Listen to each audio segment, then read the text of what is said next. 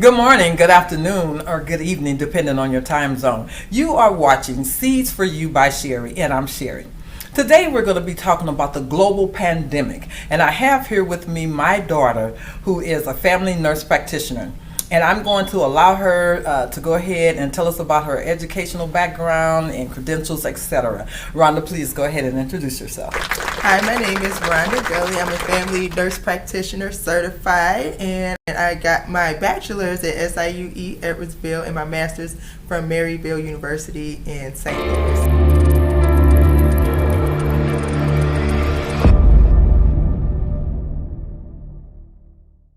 Okay, and so Rhonda, just to get started, are you licensed here in Texas? Yes, I am. Okay, we're located in Central Texas, and she's licensed here in Texas, and she was also licensed back in Missouri. And Illinois. And Illinois, okay. Mom forgot. All right, so let's go ahead and get started. We're going to begin by just asking a few simple questions. As many of you know, we're still dealing with the global pandemic, and we had the COVID-19, and now we have a new variant. And what is that new variant called? That's the Delta variant. Okay, what can you tell us about that? Well, it's just a new strain. It's different. It evolved just like the flu virus. Every year when you get your flu vaccine, it's not exactly the same. They make it according to the new flu virus that's out. So same thing with COVID-19, but this one, I think the prominent symptoms that we see more is the loss of taste and smell. So it's here, unfortunately. It is here. And then I also heard, and I don't know, I know that you don't actually work with children, but I heard that this variant affects children. Is that true? Correct, as well as the older one too. I mean, okay. they both can affect children, people of all ages. Okay. So, I do know personally, I wasn't sure which strain they had, but I know I have a family member whose son I think is 2 or younger, and they both had it. They both caught it at the same time. So. Oh my God, that is so scary to me. You know, the other day I was picking up one of my grandloves and from daycare, and they had me to sign a form. And the form was about your child getting COVID and what had to happen if you saw any of the symptoms or if they tested positive for COVID. And this really became real for me, and actually was quite startling because it made me have to realize and face up to the fact that it's a possibility that these little children could get COVID. And I just found that very disturbing. And I guess it brought me back, gave me a reality check, because I was starting to get comfortable because we've been dealing with the pandemic for so long, over a year now. And then we had the opportunity to get vaccinated and to come out of the mask, and now to go back into the mask. And so I think we got a little comfortable, and so that really made things real for me. But now, as we move on, tell me something about the different vaccines that we had, and I know that we don't have one of them any longer. Yeah, the Johnson & Johnson, the Janssen vaccine, that was recalled, so they're no longer giving that one. I believe it was too many bad side effects, like having aneurysms, and I think it was the same spot in the brain. So that's not good. Right. And so then you have Moderna. I got Moderna. I did too. Yeah, and then you have Pfizer, and they're both two-step vaccines. Okay, so what do you say about those people who are running around and bragging about the fact that they didn't get the vaccine and they have not experienced any symptoms of COVID? If I'm being honest, because the vaccines are so new, I really can't vouch for it and be like, I 100% believe it. I feel like everybody that's getting the vaccine right now are guinea pigs, because there have been some side effects coming out. I've heard a couple of people that couldn't walk. They had issues using their legs. So that's pretty extreme.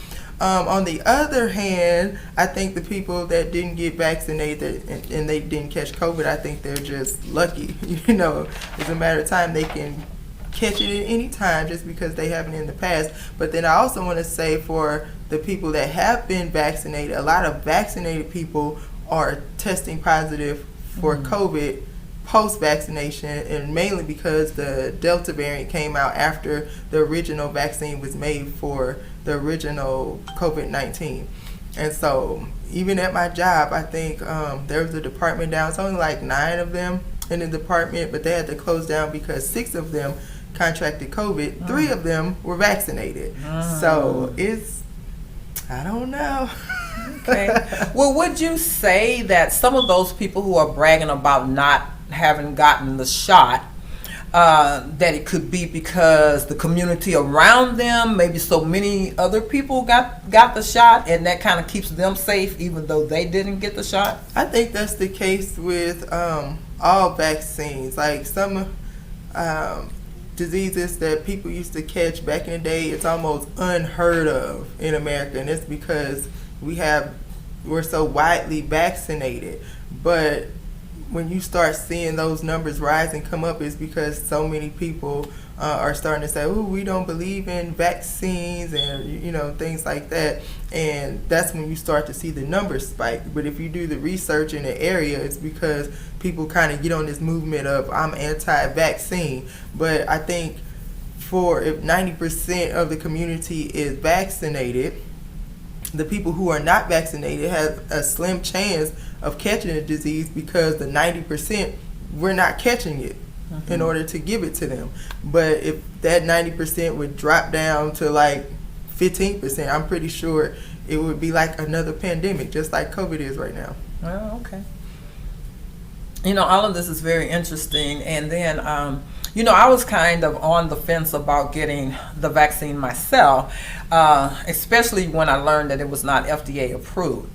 But my job was like drilling it so heavily into our minds to get it to the point that they even paid us money to get the shot done. And now they have a sweepstake. I didn't get paid to get mine. Yeah, they paid us. They paid us for each shot. So if you had, you go from one, you get paid for that, and you go back for the other one, you get paid for that. And now they have a sweepstake going that if you entered your card that shows that you have both of the vaccines done, that you can be entered into a sweepstake to win it's not just 5,000. I think it's more than that. It's a huge number that we could win if our card get pulled. Yeah. Wow. Yeah. So I need to be put into that potluck. I'm telling you, but you know what else too? I found out a little secret is that the owner of our company actually has stock in the vaccine. Ooh. So I guess it might be some benefit for him. I don't know, but I don't care what it is. If my name was pulled, I'll be quite happy because that would change my life. Wow, a great deal. Okay, so Rhonda, I'm sorry to cut you. I was going to say that actually they're making it mandatory. You're coming here soon on base. They were saying that it's going to be mandatory pretty soon. And usually healthcare workers, we don't get the opportunity to say, "I'm not getting the flu shot, I'm not getting it." Like, well, get it or you're not working. And so I think I'm just put in that mentality, and that's why I got it. I felt like I was a guinea pig, but I'm like, eventually they're going to make us all get it anyway. And they do that because we can walk around like with walking pneumonia. Some people have COVID and don't even know it, and we're spreading it in the hospital to sick patients who are, compromised. So that's why it's mandatory for healthcare providers to get it. Like, I'm pretty sure they care about health too, but mainly like they don't want us to spread it to the patients. Another thing that I found interesting, Rhonda, you and I were having a conversation some time ago. When everybody was talking about, I'll be glad when COVID is over. I'll be glad when COVID is over and the world opens back up. And then you said to me, who said it was going to be over? And you use as an example that flu was very much like this when it first broke out, and a lot of lives were lost, but we still deal with that today. Do you still feel that we may potentially have to deal with COVID from now on? I definitely do, because I feel like it's how can you actually like kill the virus? Like, how can you kill it? Like, make sure every person that has it is quarantined and that it's not spread, and there's not a cure for it.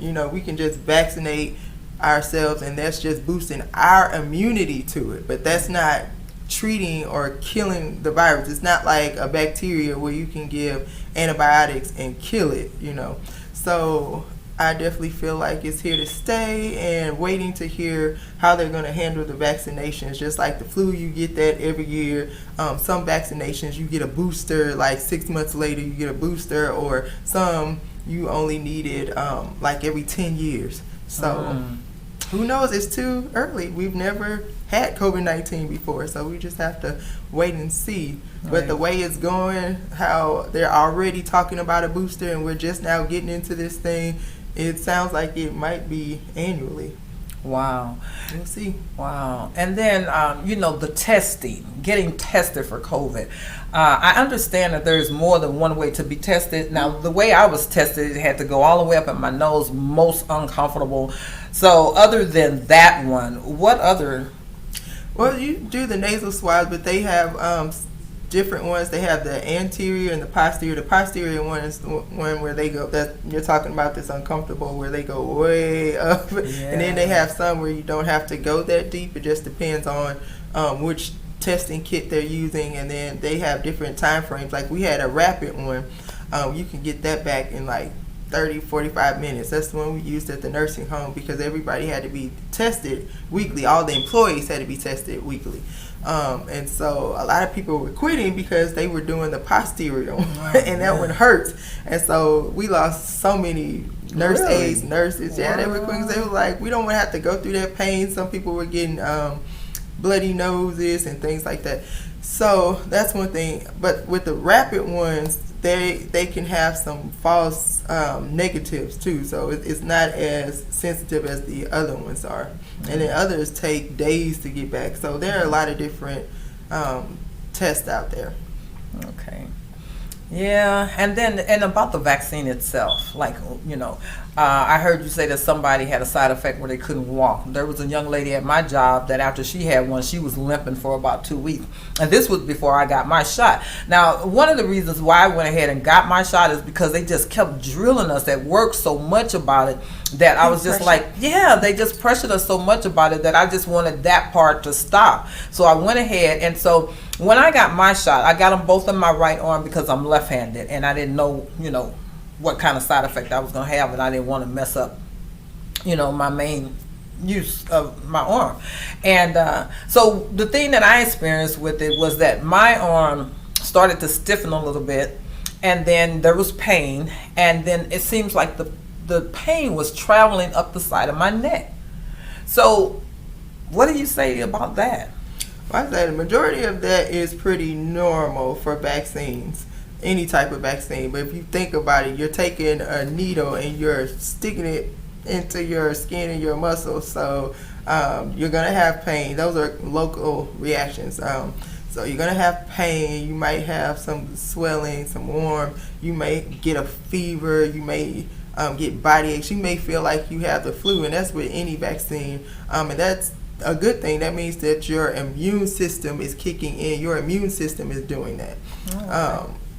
Once that foreign virus is introduced into your body, your whole immune system goes to work to try to fight it off. But that's also how it remembers that virus. So the next time you are confronted with that virus, your body's like, oh, we remember this, from the vaccine, and it can start to fight for you quicker and know how to fight that virus. So all of those things are normal reactions. Now, if you start to have shortness of breath, your throat is swelling, things like that, and you can't breathe, then you want to go, or a rash, that's not good. You want to go to the hospital because then you're having an allergic reaction to the vaccine. Okay. So what do you want to say to people who are experiencing different types of reactions that they don't know and understand because they don't have a medical background? So they're calling their doctor, they're running to the hospital. Well, actually, all of that stuff should be given to them in a handout. Before we gave our vaccines on base, they got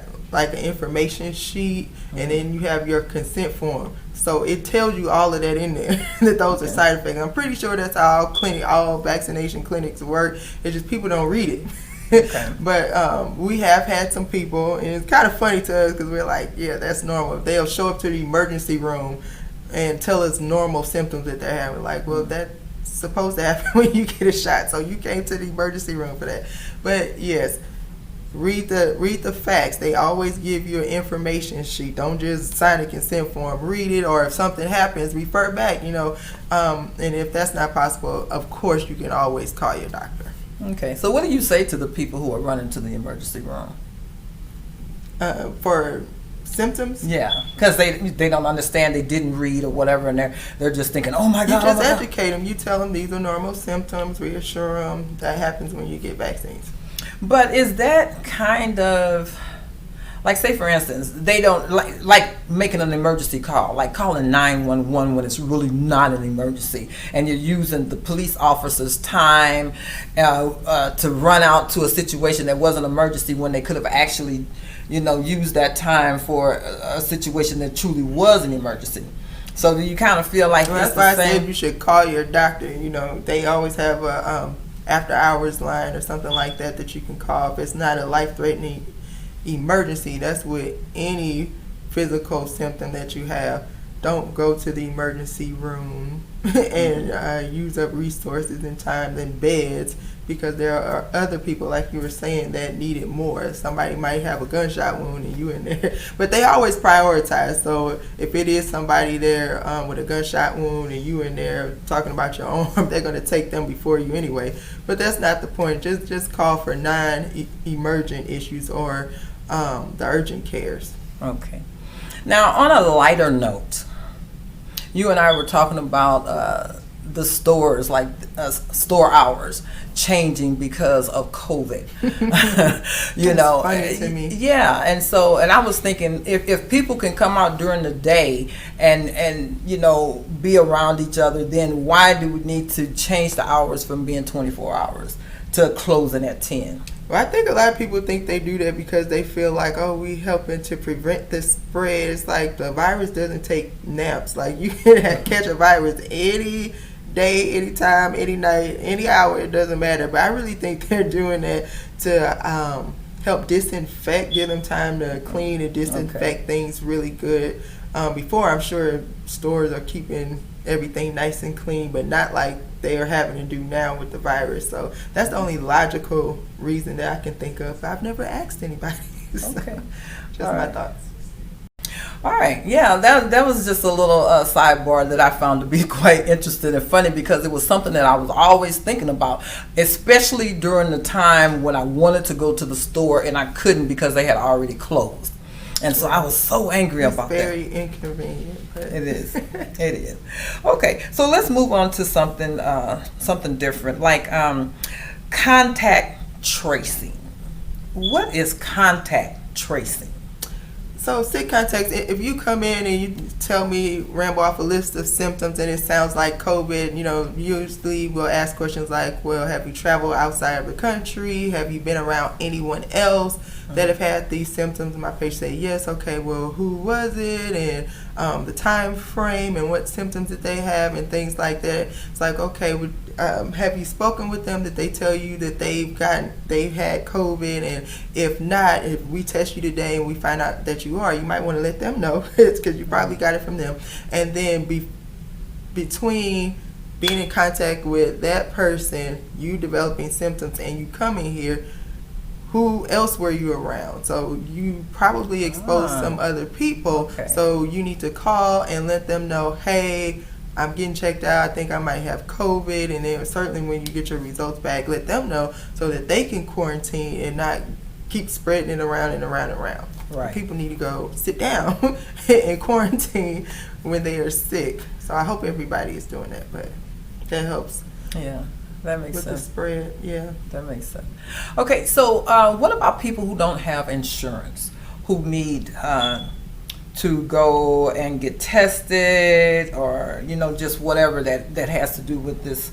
Well, they have like a lot of community programs, and you could definitely go to the urgent care. When I took my son up to the urgent care up the street to get a sports physical while we were sitting there in the waiting room, it was a lot of people, so definitely wear your mask in there. But there are a lot of walk-ins coming in to get tested for COVID and to get COVID vaccinations.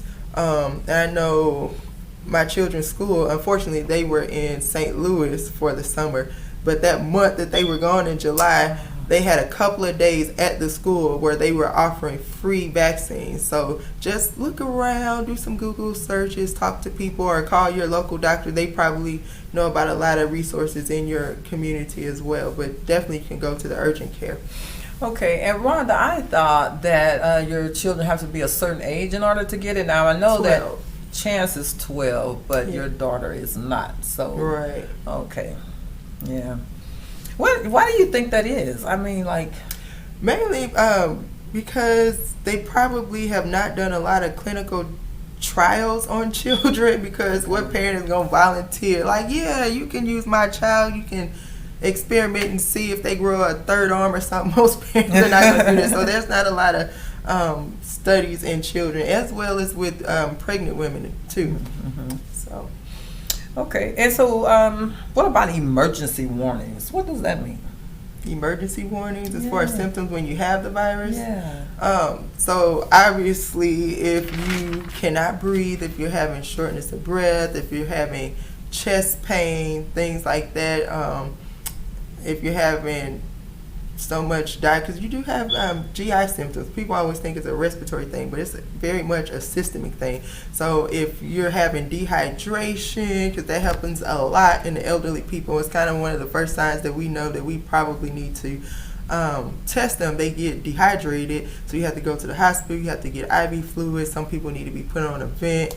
So the person, people stay at home when they're sick all the time, but you will be able to tell when somebody is kind of having a life-threatening situation. They will not look good. Some people become lethargic and confusion, just not themselves. You definitely want to take them there. And then if you have a fever that's persisting really long, you want to make sure that you're not getting a superimposed bacterial pneumonia from it as well. So then you might need some IV antibiotics or a little more care than just taking, Tylenol and cough medicine and things like that at home. Okay. All right. So, Rhonda, has it been your experience to actually lose patients to COVID? Like, have you had to experience that? Sure. Like I said, I worked in a nursing home, so I probably had about 9 deaths from COVID. But when you consider how many had it, like literally the whole I'm speaking. This is just from one nursing home that I can think of where we lost. I don't know. I'll say 7 to 9. I don't even know if it was that many, but I want to say like 97% of the nursing home caught COVID. Everybody got it. Everybody. So I actually think that was actually pretty good. Like, we did fairly well because it was so many people that caught it, and you would think that when it first came out, we were so scared. We just thought as soon as we hear grandma has COVID, we think it's an automatic death sentence. That's not true. Some people got very ill. We had to send them to the hospital. They were in the ICU. They came back. They were fine.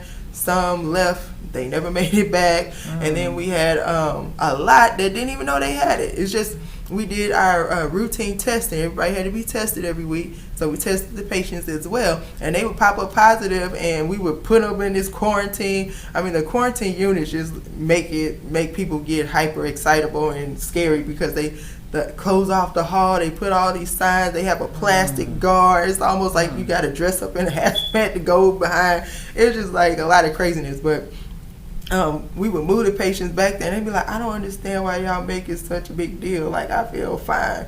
And then other people just mildly, they had symptoms, but it was doable. You know what I'm saying? Some people we, like I said, had to give IV fluids, things like that, steroids.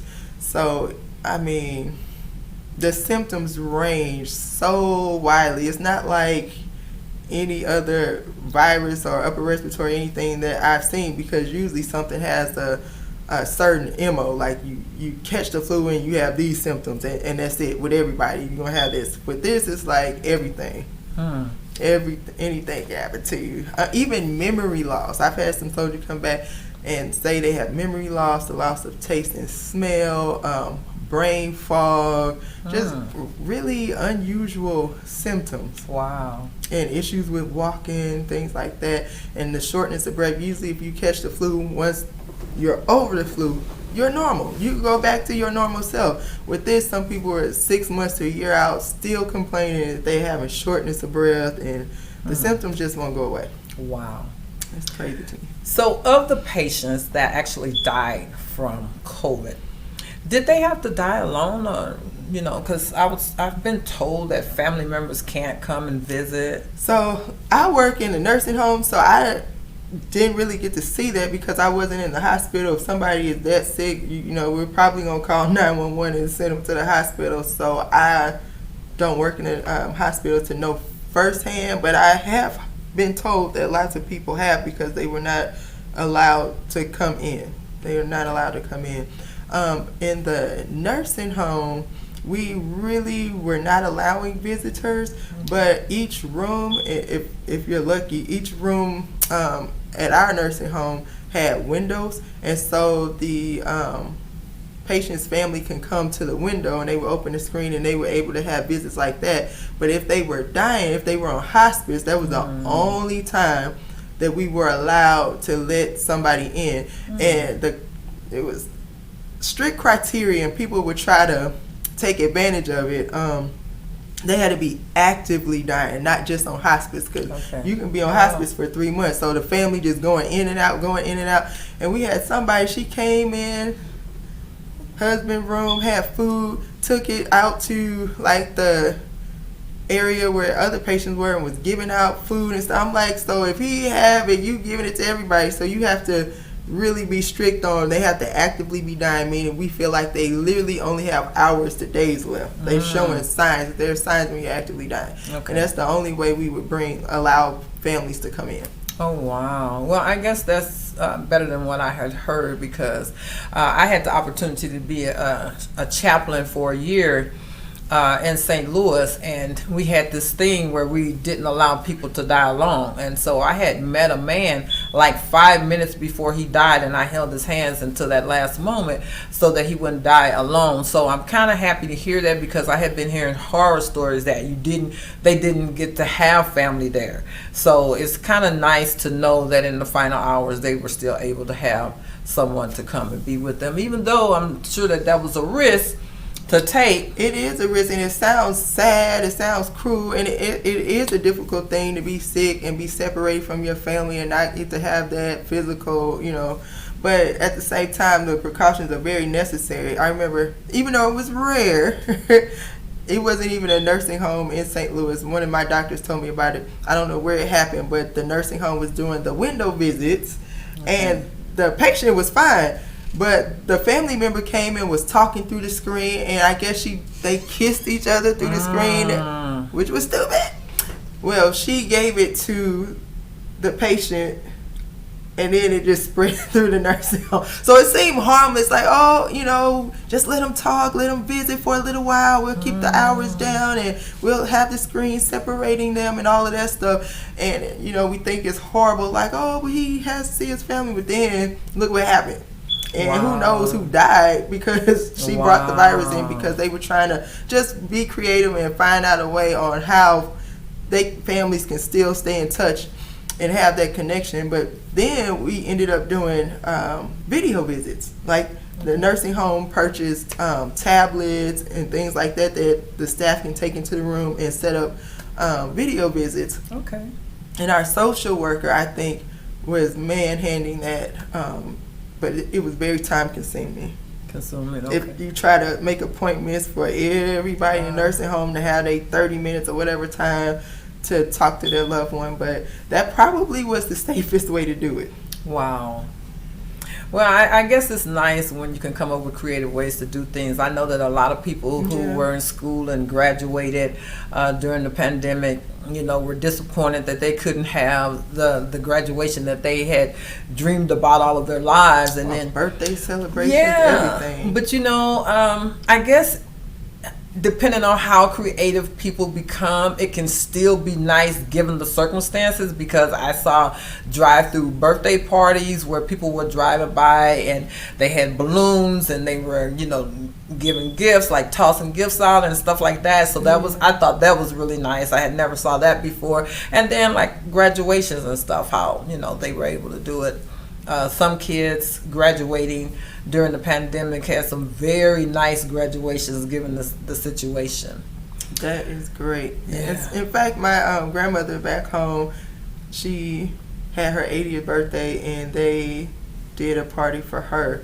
So I thought that was super cool because she's older and she has her, little health problems. So, we kind of got a big family and everybody want to love on her, but you still don't want to get her sick. Right. But they made like a big deal about it. She was so excited. She was talking to me about it and telling me what she had on and da-da-da-da. They did allow a small amount of people to come in and have cake and things like that, but that was mainly like her children, my aunts and uncles and things like that.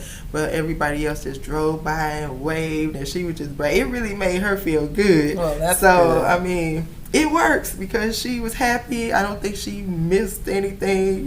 She still got to see all her loved ones, and she was saying how they was blowing the horn and it was like this big parade celebrating her. So I thought that was cool. And then also my children's school did a couple drive-bys, which I thought was cool. They had the principal and the teachers, and they just came and waved, and because normally they're sitting in the class every day with their students and they're separated, so that's kind of hard as well. Well, I guess there are a number of workarounds, and when it turns out as nice as what you just described, then that's good, considering the circumstances. So happy to know that people put a lot of thought and time and energy into things like that to make somebody's life happy. Yes, it's always nice. So another thing I wanted to talk about is that now you work on base, and I don't know if you're at liberty to say certain things, so we won't go into detail on that, but I was just wondering if you've had any experience with soldiers having contracted the virus. Of course, it doesn't matter what job you do, or people catch viruses, so of course, all the time. Sometimes like the whole unit will have to go into quarantine for their 14 days, especially when they deploy and then they come back. When they come back, they have to go North Fort Hood and quarantine for however many days. It's a little bit shorter for people who are vaccinated, but yeah, everybody can catch COVID, so we see it, tons of it on base, tons. So I'm wondering, how is the military, what is that like for the military when they have a number of soldiers out at one time? Do they rearrange their schedule now that COVID is here? Like some of the things that they would have been doing, well, obviously would have been doing, but how much has it changed the military life? I cannot answer that question because I'm civilian. I just work at the clinic, so I'm really not sure what their workarounds are. But if their whole unit catch it and they have to quarantine, they just have to quarantine.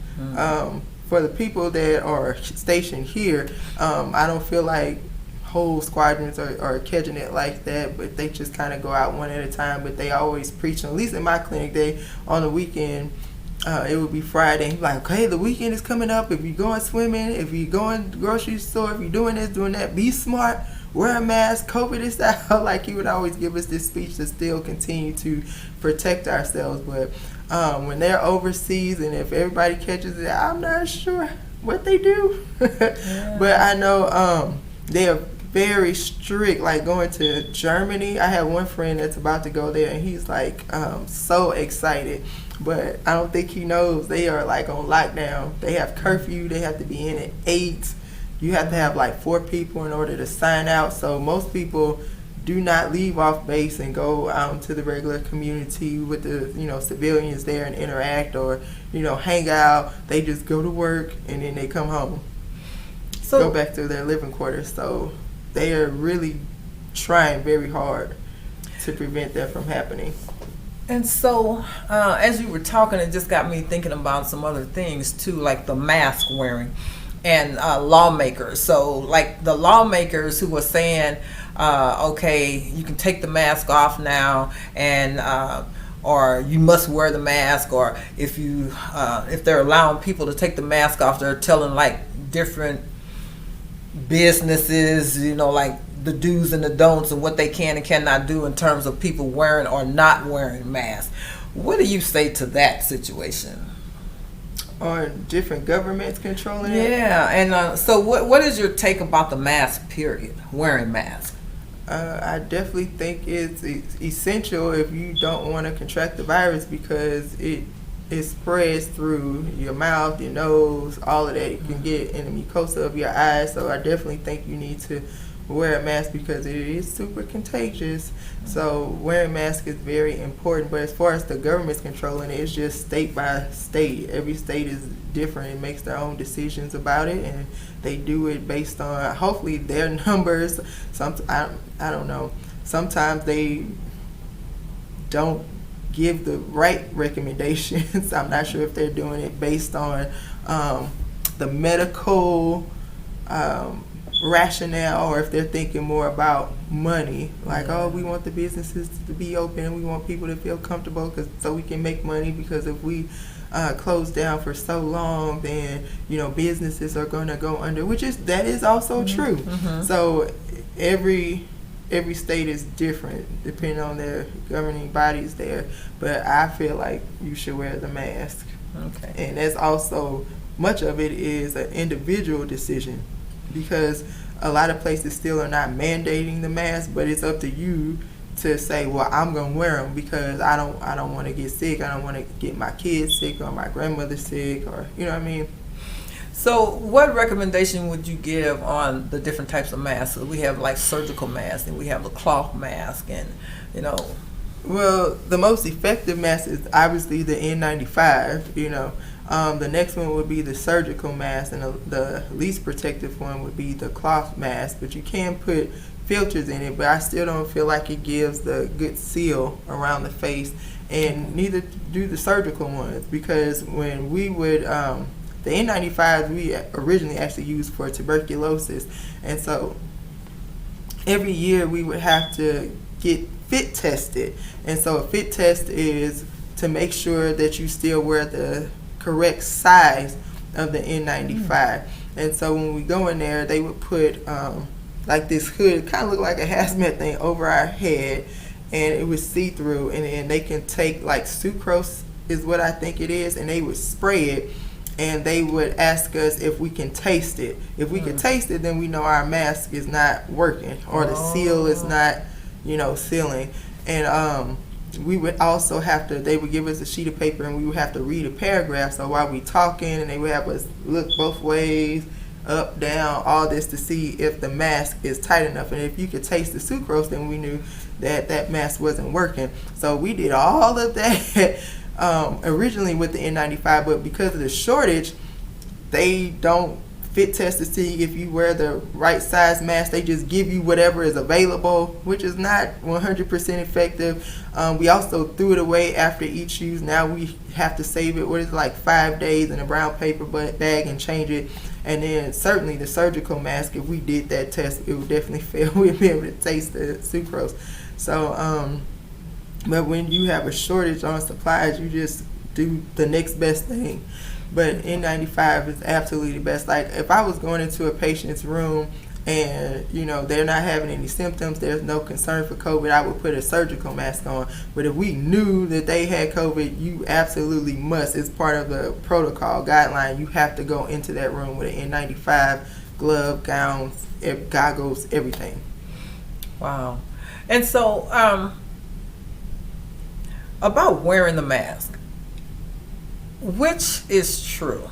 Because I thought initially when we started doing this and we were wearing masks, I thought the mask was to protect me from, It is. Okay, but then I heard that people said, well, the mask doesn't really protect you, it protects the other people. That's not true. It definitely protects you from getting it, as well as if you have it, giving it to somebody else. Okay. All right. Well, I'm glad you cleared that up, because somebody was like, well, the mask isn't for you, it's to protect other people. So that made me feel like whenever I saw other people not wearing a mask, that it was was putting me at risk, even though I had one on. Mm-hmm. Okay. So, well, glad to know that. I tell you, man, you hear different people saying different things, and you just don't know what to believe. I know that there was a man in Walmart one day while I was there, and he was walking around with a baby, and he didn't have a mask on, and he was being very loud. He said, no, I'm not wearing a mask. I'm not going to let them control me. That's a form of control. And so he just walking around without a mask. But now I noticed that the different stores, if they have the sign out there, if you don't have one, that they can ask you to put on one. And one lady got offended when somebody asked her, and then she said, no, I don't have one, so do I have to leave? And the lady said, yeah, I don't have one to give you. So, so she probably never shopped at that store again. But, why get upset about it? You already know what's going on and why, so don't get mad about it. So you're making people day at work,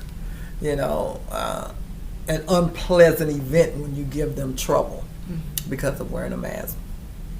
Okay, Rhonda, so this has all been very interesting. Is there anything else that you want to share with us that we might not know about COVID? Because, this has been going on for over a year now, so we've heard a lot of things. We've heard some old things, some new things, and, things are changing because now we have the Delta variant and stuff like that. So is there anything that you can share with us that probably has not been public knowledge, or that people probably haven't heard before, or even if you can add to something that people have heard already? Is there anything else? I think we pretty much covered everything. The only thing that I would add is that Plaquenil, I can't remember that. I'm saying the wrong drug name. The hydroxychloroquine. That's funny. I can remember the longer, harder one, not the one that the public usually use. But what Donald Trump was telling you, you do not just take that medication.